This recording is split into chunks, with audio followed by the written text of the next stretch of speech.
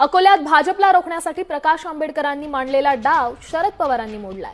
महापालिकेत सत्ता स्थापन करण्यासाठी शरद पवारांच्या राष्ट्रवादी काँग्रेसनं भाजपला पाठिंबा दिलाय। भाजप, दोन्ही राष्ट्रवादी आणि शिंदे सेना एकत्र येत शहर सुधार आघाडीची स्थापना करण्यात आली आहे। त्यामुळे अकोल्याच्या राजकारणात मोठा ट्विस्ट पाहायला मिळतोय।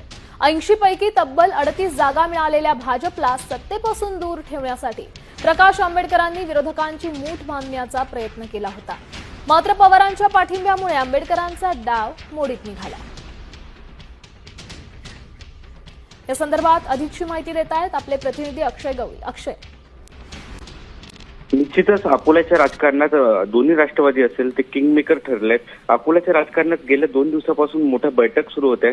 प्रकाश आंबेडकर असतील, त्यानंतर ठाकरे गटाचे आमदार नितीन देशमुख, काँग्रेसचे आमदार साजिद खान पठाण यांनी एकत्र येत कुठेतरी भाजपला रोखण्यासाठी एक मोठी बैठक बोलावली होती। त्यामध्ये सर्वच पक्षांना या ठिकाणी बोलवण्यात आलं होतं, आमंत्रण होतं। मात्र एकंदरीत राष्ट्रवादी देखील या बैठकीमध्ये होते।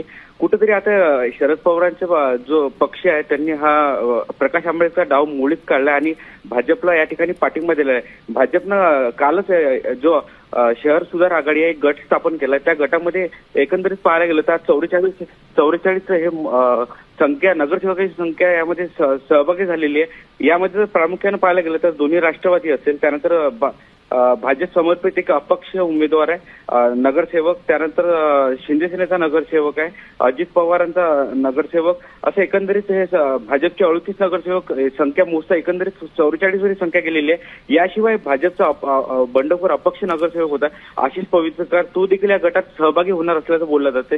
त्यामुळे हा आकडा 45 वर जाण्याची शक्यता आहे।